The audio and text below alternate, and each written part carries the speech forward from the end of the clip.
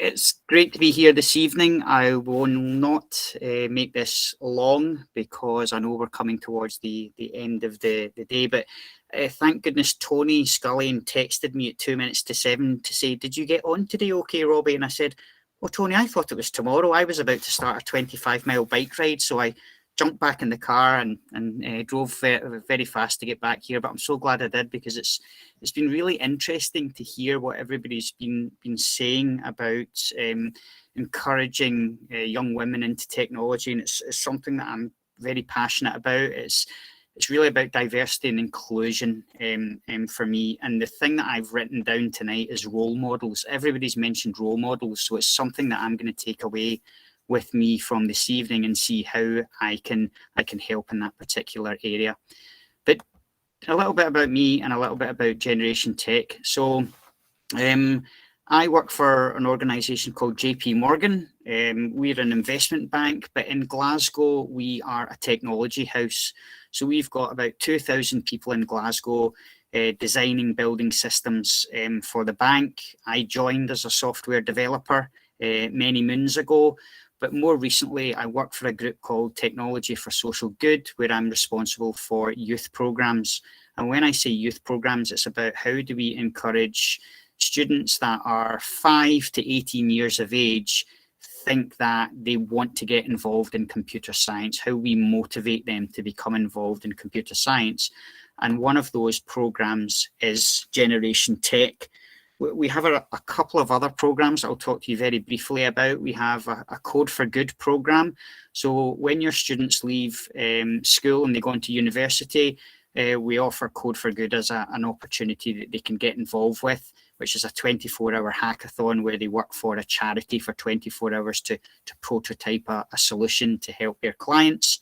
And then we have our Force for Good program, which is our own employees work on this for usually half a day a week for 6 to 8 months, where they take those ideas for Code for Good, which is really just a prototype, and they try and deliver a working piece of software for that charity or non-profit. So we're trying to do almost from like the crayon to university, you know, the students right from the get-go and then all the way through their academic career. But in terms of Generation Tech is a 3-week design-based technology challenge where we invite students, and we've been quite fortunate. One of the better things about the pandemic is we've gone virtual. So previously, it was schools that were in our particular geographical location that would typically come along to Generation Tech. But because we've gone to the virtual world, we've been able to invite schools from all over Scotland, which was great. So it's a 3-week design-based challenge where the students work on a social challenge, and we use the UN Sustainable Development Goals. And I think it was Rebecca said right at the very start that social good challenges and, you know, how can I use technology for the benefit of people are really, really important. And that's one of the reasons why we use these UN Sustainable Goals. So they are things like climate change, sustainable cities, life underwater, how to reduce plastic waste. And the students work in groups. So again, that was mentioned earlier on. I think it was Jacqueline had said about, you know, working in groups is important. So the student work in groups to produce a solution. And they'll learn lots of different transferable skills. It's not just about the technology, but there's teamwork, communication, and presentation skills. And they're helped and supported by JP Morgan technologists. So they get to speak to people that are working in industry about how they should go about designing the tech for their solution. And again, we try and provide appropriate role models for the event as well. So we're very fortunate that in the Glasgow office, we have a graduate apprenticeship scheme. So we try and ask employees that are on that scheme to participate because they're very close in age to the students that are participating. So it was only a few years ago they were in the same situation about what subjects they were going to do at school, what they were going to do after they left school. So it's quite an important part of the 3-week process. And I should also mention that Generation Tech, when it initially started, was a one-day event. And we loved it. It was fantastic, but it was about the design of the app. The students weren't getting the opportunity to write any code, and we thought about how can we evolve this program.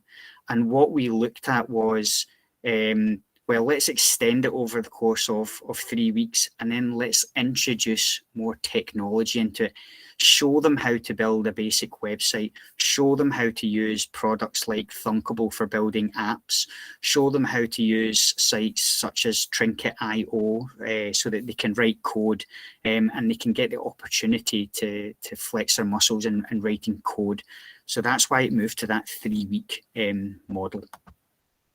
So typically what it looks like is there would be an opening ceremony for a couple of hours. This is usually on a Saturday morning, and teachers are more than welcome to come along and see what that's like, where the students are introduced to the challenge, and then they're also introduced to their mentors, their coaches for the next 3 weeks, and they get an opportunity to decide what challenge they would like to work on.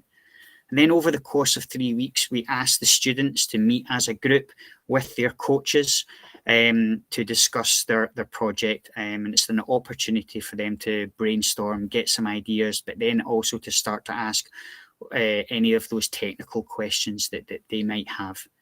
And then we wrap up with a closing ceremony. Again, it's a couple of hours where all the students get to present their solution to a panel of judges.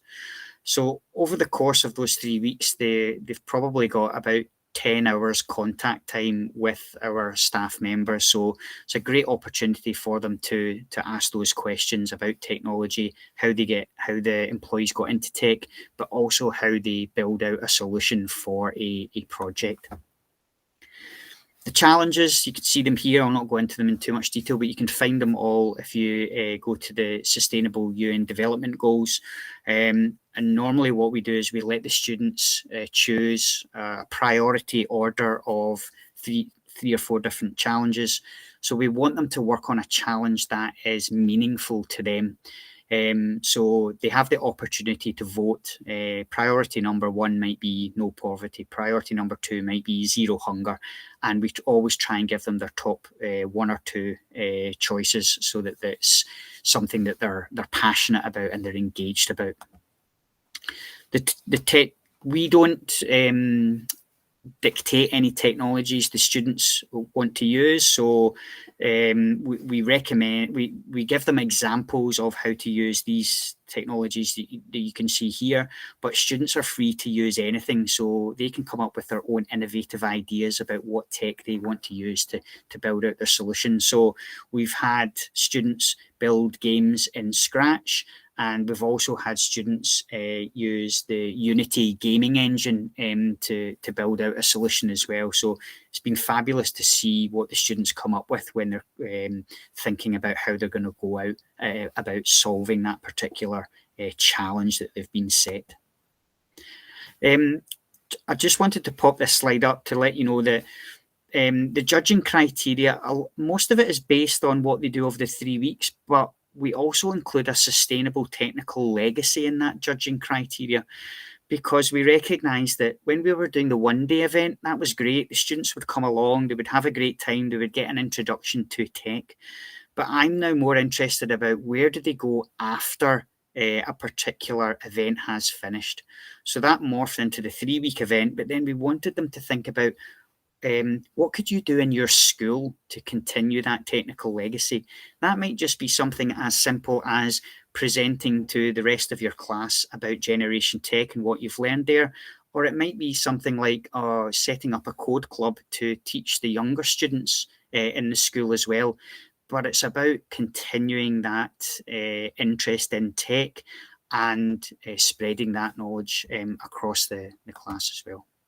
So that's Generation Tech in a nutshell. We typically run that in June because there's a window of opportunity there. It's typically for students that are studying National 5s or above. Would love to be able to get back into the office next year, because I think it's great for the students to be able to see a working environment as well. It's often some students maybe have never been in a working tech environment before, so it's great to be able to see that. But we'll just have to wait and see what next year holds. So thank you very much.